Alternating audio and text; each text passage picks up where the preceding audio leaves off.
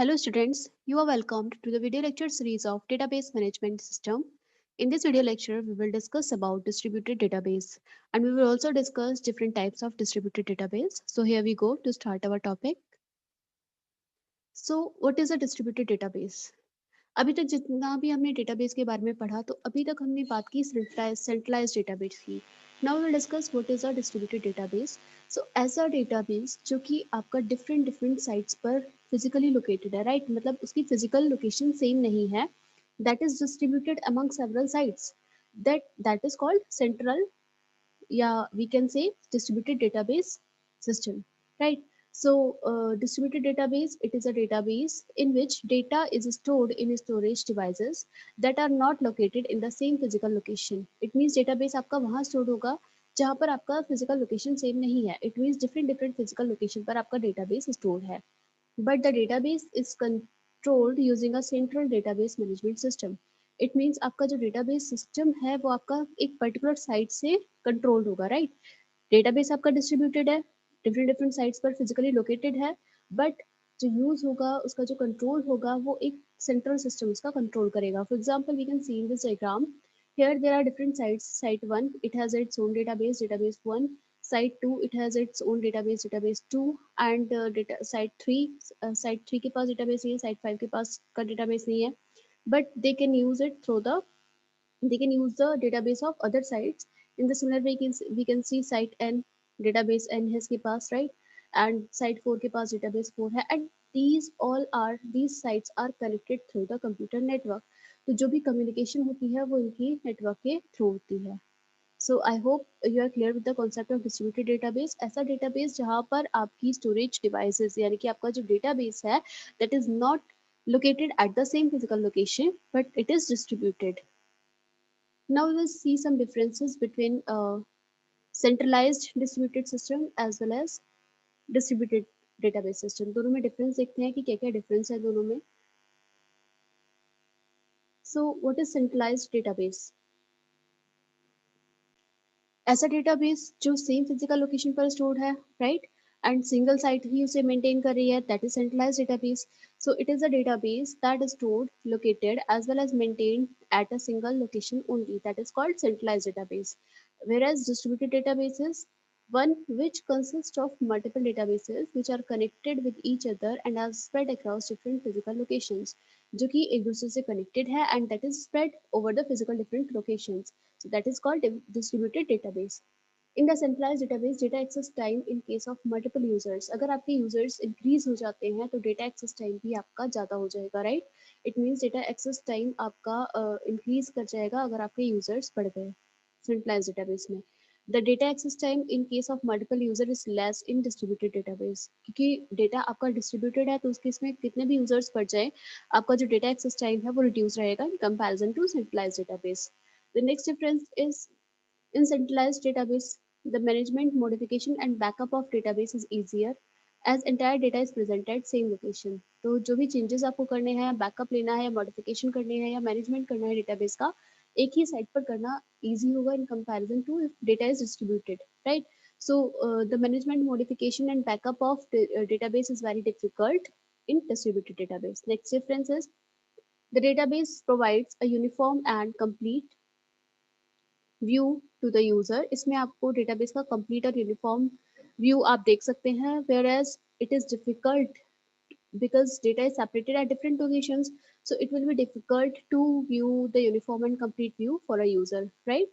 In distributed database. Next difference is the database has more data consistency in comparison to distributed database. यहाँ पर data consistency centralized system में ज़्यादा होती है, whereas in database, in distributed database, the database may have some data replications, thus data consistency is less. यहाँ पर data को replicate कर दिया जाता है. इट मीन्स आप कभी कभी क्या करते हैं, डेटा रेप्लिकेशन भी हम इस वीडियो लेक्चर में देखेंगे what is replication. So data replication में आप डेटा की कॉपी क्रिएट कर देते हैं, डेटाबेस की कॉपीज क्रिएट कर देते हैं. सो उस वजह से कंसिस्टेंसी, डेटा कंसिस्टेंसी की अश्योरिटी कम हो जाती है डिस्ट्रीब्यूटेड डेटाबेस में. Next is the user cannot access database in case of database failure occurs. जब भी आपकी डेटाबेस फेलियर होती है तो यूजर डेटाबेस को एक्सेस नहीं कर सकते, जबकि in distributed database if one database fails, अगर कोई भी एक साइट का डेटाबेस फेल हो जा रहा है, then user have access to other databases, user दूसरे डेटाबेसेस के थ्रू अपना काम कंप्लीट कर सकता है। The last difference is centralize database is less costly, ये इसको मेंटेन करना है, इसकी कॉस्ट कम होती है सेंट्रलाइज डेटाबेस की, whereas distributed database is very expensive. So these are the basic differences between centralized database and distributed database. Now we will discuss the distributed database system in detail, right? So students, so far we have learned about distributed database system, that it is basically a database that is not limited to one system. It is spread over different sites. अलग अलग sites पर spread है distributed database, इसलिए हम उसे बोलते हैं distributed database. It means on multiple computer or over network of computers, right? अगर आपका database हर sites पर present है, then that is distributed database system. It means database system is located on various sites that don't share physical component. यानी कि ऐसी sites जो आपस में physical component भी share नहीं कर रहे हैं, right? But database वहाँ पर present है. Then different sites पर database होने को ही हम बोलते हैं that is distributed database system. So it is categorized into two types. First one is homogeneous database and second one is heterogeneous database. So now we will talk about the homogeneous database, homogeneous distributed database. What is homogeneous distributed database? In this, all different sites store database identically. It means आपका जो operating system है, right, हर site का वो same होगा, database management system वो same होगा, right, if one site is using Oracle और whatever, तो सारी साइट्स पर वही यूज होगा। एंड द डेटा स्ट्रक्चर्स, जो भी डेटा स्ट्रक्चर्स हैं वो हर साइट पर जितने भी यूज हो रहे हैं वो हर साइट्स पर सेम होंगे। इट मीन्स आइडेंटिकली डेटा अगर आपका स्टोर्ड है डिफरेंट साइट्स पर, that will be called homogeneous database, right. Due to this, इसी रीजन से, क्योंकि same operating system, same database management system and same data structure use हो रहा है, in that case it will be easy to manage the homogeneous database. इसको manage करना काफी easy रहता है होमोजेनियस डेटाबेस को। Now the next category is heterogeneous database. So if we talk about heterogeneous database, in this different sites can use different schemas and software that can lead to problems in query processing and transactions. It means यहाँ पर आपकी different sites पर different schema use होगा या different softwares use होंगे, जिससे कि आपकी क्वेरी प्रोसेसिंग और ट्रांजैक्शन में थोड़ी सी हमें प्रॉब्लम फेस करने के लिए मिलती है। Here a particular site might be unaware of the other site. यहाँ पर हेट्रोजीनियस की बात करें तो एक पर्टिकुलर साइट जिस पर की डेटाबेस स्टोर है, वो दूसरी साइट के डेटाबेस या दूसरी साइट के बारे में उसे नॉलेज भी नहीं होती है, राइट, और दूसरी साइट के डेटाबेस के बारे में उसे आइडिया भी नहीं होता है। So that will be called heterogeneous database. Different computers में use a different operating system, जैसे कि हमने अभी होमोजेनियस में देखा था कि same operating system same database software होगा। यहाँ पर आपका हेट्रोजीनियस डेटाबेस में आपका ऑपरेटिंग सिस्टम डिफर कर सकता है, डेटाबेस एप्लीकेशन हर साइट पर अलग अलग हो सकती है। So in that case, if data is distributed among the sites, then it will be called heterogeneous database. I hope that is clear to you. Now we will see how we can uh, store data in distributed database management system, right? So we will see how we can store the data. So distributed data storage जो हमारा होता है, that can be done in two ways. First of all, replication is the method, and next method is fragmentation. So we can use these two methods by which we can store data या फिर data storage. जो distributed data storage जो होता है वो दो तरह से हो सकता है, दो मेथड से हो सकता है। First one is replication and next one is fragmentation. So now we will discuss about replication. तो फर्स्ट मेथड है रेप्लिकेशन। रेप्लिकेशन की अगर बात करें, in this method the entire relation is stored redundantly at two और more sites, right. हम क्या करते हैं, वो सेम डेटाबेस को हम दो या दो से ज़्यादा साइट्स पर स्टोर कर देते हैं। इट मीन्स हर साइट पर हमने अलग अलग एक कॉपी क्रिएट कर दी, जिसे कि हम बोलते हैं replicated data. So if the entire database is available at all site, it is fully redundant database, right. अगर आपका पूरा डेटाबेस हर साइट पर आपका प्रेजेंट है, इट मीन्स लेट से हमारे पास एक डेटाबेस है, आपने साइट वन पे भी सेम डेटाबेस दे दिया, साइट टू पे भी उसकी कॉपी दे दी, साइट थ्री पर भी उस डेटाबेस की copy they the, and site four पर भी आपने उसकी डेटाबेस की कॉपी दे दी। तो इन दैट केस आपके पास अगर सारी साइट्स पर डेटाबेस अवेलेबल है, देन उस केस में हम बोलेंगे fully redundant database, right? Here in replication system maintains copy of data, right? Replication system में क्या होता है, डेटा की कॉपी कर दी जाती है and that is available on two और more sites, right? So replication method में हम क्या करते हैं, पूरे रिलेशन यानी कि हम एंटायर टेबल को या एंटायर डेटाबेस को आप टू और मोर साइट्स पर अवेलेबल करा देते हैं, राइट? इसकी एडवांटेज क्या है? इसकी एडवांटेज है कि डिफरेंट साइट्स पर डेटा की जो अवेलेबिलिटी है वो बढ़ जाती है, right? So what is the advantage? Advantage is that it increases the availability of data at different site and parallelism. Parallelism increase करती है. And if we talk about the disadvantage, so what is the disadvantage? Disadvantage होगी इसकी कि data needs to be constantly updated. यहाँ पर data को, जैसे for example आपने एक साइट पर डेटा अपडेट कर दिया, but if you are not updating same database, क्योंकि हर उसकी कॉपी भी प्रेजेंट है, तो आपको उसकी कॉपी में भी अपडेशन करना होगा, राइट?